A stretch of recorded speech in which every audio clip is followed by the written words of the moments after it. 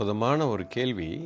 அதாவது சின்ன வயசுலேருந்து ரொம்ப வருஷமாக பழகிட்டு இருந்த என்னுடைய நண்பர்களாக இருக்கட்டும் அல்லது உறவினர்களாக இருக்கட்டும், ஏன் கூட நம்ம கூட பயணிக்கக்கூடிய கணவராக இருக்கட்டும், மனைவியாக இருக்கட்டும், ரொம்ப காலமாக நம்ம நெருக்கமாக பழக ஒரு ஸ்டேஜில் 10 வருடம் 20 வருடம் வாழ்ந்ததுக்கப்புறமும் ஒரு பிரியக்கூடிய சூழ்நிலை உருவாகிறது.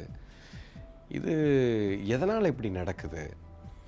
ஏன் நம்மளால் ஒரு ரிலேஷன்ஷிப்பில் இத்தனை வருஷமாக இருக்க முடியல? இதுக்கு மூலம் எங்கே இருக்குது? வாழ்க்கையில் ஒன்று தெளிவாக நீங்கள் புரிஞ்சுக்கணும். இந்த இயற்கை அல்லது கடவுள் அல்லது இந்த அண்ட சராசரம் என்ன வேணால் நீங்கள் பேர் வச்சு இது எப்படி இயங்குது அப்படின்னு நீங்கள் அதனுடைய மூலத்தை இருந்து பார்க்கணும். இயற்கையில் இருக்கக்கூடிய அத்தனை விஷயங்களும் ஒன்றோடு ஒன்று சார்ந்து தான் இயங்கிட்டு இருக்குதுங்க. எதுவுமே தன்னிச்சையாக இயங்கிறது இல்லை. இது தெளிவாக புரிஞ்சுக்கணும். அதாவது இயற்கையில் இருக்கக்கூடிய அத்தனை உயிரினங்களும் சரி, 85 லட்சம் உயிரினங்கள், அதில் மனித பிறவியும் ஒரு அடக்கம்.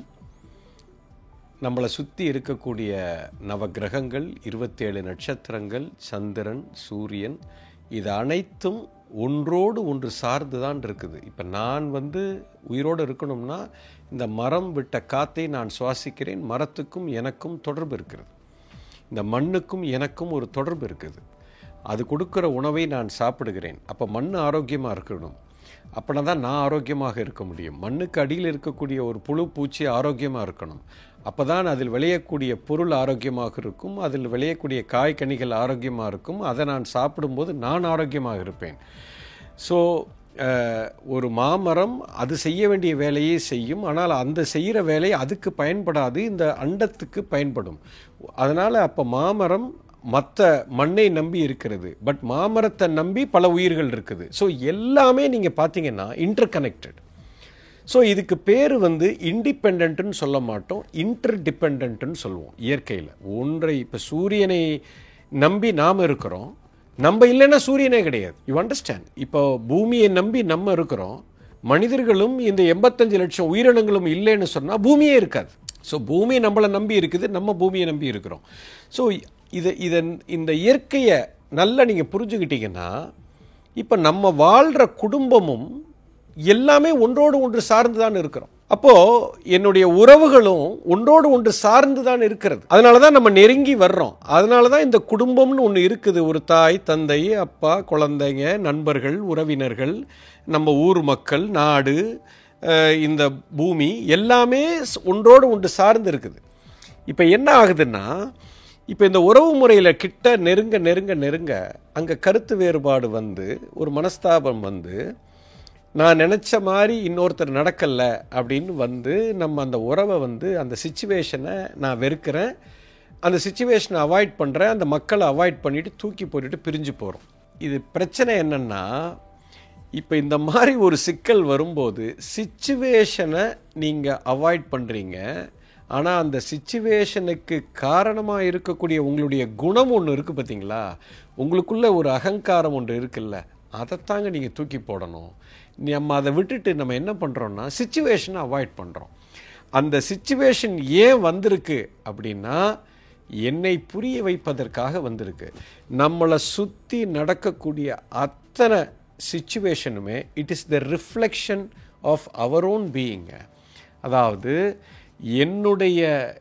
எனக்குள்ளே இருக்கக்கூடிய அந்த நல்லது தீயது, அதாவது நல்வினை தீவினை தான் எனக்கு வெளியில் ரிஃப்ளெக்ஷனாக வருங்க. இதாங்க இயற்கையோட சட்டம். அதாவது நீங்கள் நல்லா கவனிங்க. உங்கள் மனைவியோட ஃபஸ்ட்டு நீங்கள் கல்யாணம் பண்ணும்போது ஒரு மாதிரி இருப்பீங்க.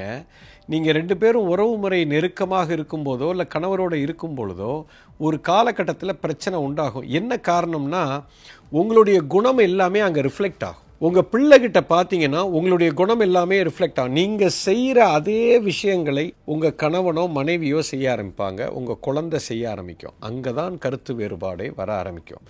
இன்ஃபேக்ட் உங்களை சுற்றி இருக்கிற அத்தனை விஷயமுமே it is a pure reflection of your own செல்ஃபுங்க, வேறு ஒன்றுமே கிடையாது. லைஃப் இஸ் லைக் அ மிரருங்க. இயற்கை இப்படித்தான் அமைச்சிருக்கு. இப்போ உங்கள் கண்ணாடி முன்னாடி நிற்கிறீங்க, உங்கள் இமேஜை நீங்கள் பார்க்குறீங்க, ரொம்ப அசிங்கமாக இருக்குது, என்னடா அந்த கண்ணாடி இப்படி அசிங்கமாக காமிக்குதுன்னு ஒரு கட்டை எடுத்து கண்ணாடியை உடைக்கிறீங்க.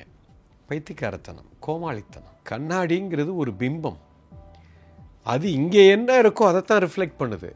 ஆனால் உங்களுக்கு கண்ணாடியை பார்க்க பிடிக்கல, கண்ணாடியை தப்பு சொல்லுவாங்க. என்ன கண்ணாடி என்னை இப்படி காமிக்குது? கண்ணாடி என்ன இருக்கோ அதைத்தான் காமிக்கும். அதே போலத்தான் உறவுகளும். உங்கள் உறவு இன்னைக்கு தப்பாக இருக்குன்னு சொன்னால் it is a reflection of your own self. It is your ego which is getting reflected there. இதைத்தான் நீங்கள் புரிந்து கொள்ள வேண்டும். லைஃபே அப்படித்தான். நம்ம என்ன பண்ணுறோம், அருமையான விஷயம், இந்த கண்ணாடி என்னை காமிச்சு கொடுக்குது, கண்ணாடி இப்படி இருக்கப்பான்னு காமிச்சு கொடுக்குது. இப்போ நான் என்ன செய்யணும், கண்ணாடியை போட்டு நொறுக்கக்கூடாது, கண்ணாடியை அவாய்ட் பண்ணக்கூடாது. இன்ஃபேக்ட் அதை கையெடுத்து கும்பிட்டுட்டு, என்னையே நீ பார்க்க வச்சிருக்க, ஒரு நண்பன் உன் கூட இருக்கிறான், அவன் உனக்கு எதிராக மாறுறான்னா அதுக்குண்டான காரணம் உன்னிடத்தில் இருக்கிறது. அந்த காரணம் அங்கே அடித்து அது ரிஃப்ளெக்ட் ஆகி உனக்கே செக் வைக்குது. இயற்கையோட சட்டமே இதுதாங்க, தவறாக போகவே போகாது. நான் ஒரு விஷயத்தை தவறாக செய்யவில்லை என்று சொன்னால் அந்த உறவு முறை உடைந்து போவதற்கு வாய்ப்பே இல்லை. அதனுடைய மூலம் என்னிடத்தில் இருக்குது. அதோட ரிஃப்ளெக்ஷனை தான் நீங்கள் அடுத்தவங்கள்ட்ட பார்க்குறீங்க. அது கணவனாக இருந்தாலும் சரி, மனைவியாக இருந்தாலும் சரி, அப்படித்தான். அந்த ரிஃப்ளெக்ஷனை நீங்கள் பார்த்துட்டு அதை நீங்கள் அக்செப்ட் பண்ணாமல், அதை சரி செய்யாமல் சகித்து கொண்டே போகிறீர்கள். அந்த சகிப்புத்தன்மையினால தான் இத்தனை வருஷம் வண்டி ஓடி இருக்கு. நீங்கள் சகிச்சு போகக்கூடாதுங்க. சிச்சுவேஷனை புரிஞ்சுக்கிட்டு, எனக்கு நீங்கள் நினச்ச மாதிரி அங்கே ஒன்று நடக்கலை, அதுக்குண்டான காரணம் இங்கே இருக்கிறது, அந்த காரணத்தை இதை அக்செப்ட் பண்ணிவிட்டு, இதுக்கு காரணம் நான் தான், என்னுடைய ரிஃப்ளெக்ஷன் தான் அங்கே இருக்குது, இது ஒரு பிம்பம், அது எனக்கு ஒரு பிரதிபலிப்பை கொடுக்குது, இதனுடைய அம்பு என்னிடத்தில் தான் இருந்து கிளம்பி இருக்கிறது, இது போய் அங்கே அடித்து என்னை திரும்ப குத்துகிறதுங்கிற உணர்வு உனக்கு வந்திருந்து அதை ஏற்றுக்கொண்டு அதுக்குண்டான மாற்றத்தை என்னிடத்தில் இருந்து நான் மாற்றும் பொழுது அந்த ரிஃப்ளெக்ஷன் அங்கிருந்து போயிடும், அந்த இடம் சரியாகிவிடும். இதை சகித்து கொள்வதோ, சகிப்புத்தன்மைங்கிறதே ஒரு தப்பான விஷயங்க. ஏன்னா இப்போ நீ ஒரு தப்பு எதிர்த்தாப்பில், என்னுடைய ரிலேஷன்ஷிப்பில் என் மனைவி தவறாக நடந்து கொள்கிறாள், நான் பரவாயில்லன்னு அதை சகிச்சுக்கிறேன், அதை நான் சகிப்புத்தன்மையை வளர்த்துக்கிட்டு நான் போகிறேன் அப்படிங்கிறதே மிக அசிங்கமான விஷயம். அது ஒரு தவறான ஒரு காரியம். அப்படின்னா நான் என்ன நினைக்கிறேன், நான் பண்ணுறது கரெக்டு, என் மனைவி சரி அப்படின்னு நினைக்கிறேன். கிடையாது. என் மனைவி இப்படி தவறாக நடப்பதற்கு நான் சகித்து கொள்ளக்கூடாது. இதுக்கு காரணத்தை கண்டுபிடித்து, அந்த காரணம் என்னிடத்தில் இருக்குது என்பதை புரிந்து கொண்டு, என்னிடத்தில் இருப்பது தான் எனக்கு பிரதிபலனாக எனக்கு வருகிறது, எனக்கு அது ரிஃப்ளெக்ஷனாக வருகிறதுங்கிறது நான் புரிந்து கொண்டு என்னை மாற்றும் பொழுது அந்த மாற்றம் அங்கே வரும். அதை விட்டுட்டு நான் சகிச்சுக்கிட்டே போகிறது தான் பல வருஷம் கழித்து ஒரு பிரேக் பாயிண்ட் வருது. ஒரு சில பேருக்கு அந்த பிரேக்கிங் பாயிண்ட் 2 வருஷத்தில் நடக்குது, ஒரு சில பேருக்கு அது 5 வருஷத்தில் நடக்குது, ஒரு சில பேருக்கு நம்ம சமுதாய சட்டம் காரணமாக நான் உடைக்கணும்னு நினைப்பேன், என் மனைவியை விட்டு பிரிஞ்சு போகணும்னு நினைக்கிறேன், ஆனால் இந்த சமுதாயம் என்னை என்ன சொல்லுமோ அப்படிங்கிற ஒரு பயத்தில், ஒரு நடிப்பில், ஒரு கௌரவத்தை காப்பாற்றணும், என் அகங்காரத்தை நான் காப்பாற்றி கொள்ள வேண்டும், நான் சமுதாயத்தில் ஒரு நல்ல ஒரு பேரோடு இருக்கிறேன்னு சொல்லி அதை சகிச்சு எனக்குள்ளே வச்சிருந்து ஒரு காலகட்டத்தில் என்னால் தாங்க முடியாமல், இதுக்கு மேலே என்னால் சகிக்க முடியலன்னு போய் அதை வெடித்து செதறதுக்கு 20 வருஷம் 25 வருஷம் நடக்குது. இதை கொஞ்சம் விழிப்பாக பார்த்துருந்தா முதல்லையே இதை பார்த்துருக்க முடியும். இது என்னிடத்தில் தான் இது செல்கிறது, இது ஒரு பிம்பமாக எனக்கு பிரதிபலிக்குதுங்கிறத புரிஞ்சிருந்தால், அதை அப்போவே சரி பண்ணியிருந்தா இந்த பிரச்சனைக்கே இங்கே இடம் இல்லை. ஏன்னா உலகத்தில் நம்மளை சுற்றி நடக்கிற அத்தனை பிரச்சனையோ எல்லாமே என்னிடத்தில் இருந்து கிளம்புனது தாங்க. இதைத்தான் நீங்கள் புரிந்து கொள்ள வேண்டும். Every relationship is a reflection.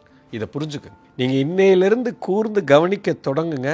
அதுக்கு எங்கேயோ விதை உங்களிடத்தில் இருந்து விழுந்திருக்கிறது, அதுதான் அங்கே ரிஃப்ளெக்ட் ஆகுது. You understand? எனக்குள்ளே ஒரு மாற்றம் வரும் பொழுது என்னை பிரதிபலிக்கக்கூடிய அந்த கண்ணாடி ஆகிய என்னை சுற்றி இருப்பவர்களிடம் மாற்றம் கட்டாயம் வரும். இதை புரிந்து கொண்டால் இதிலிருந்து வெளியில் வந்துடலாம். இதுதான் ஒரே தீர்வு. எஸ்.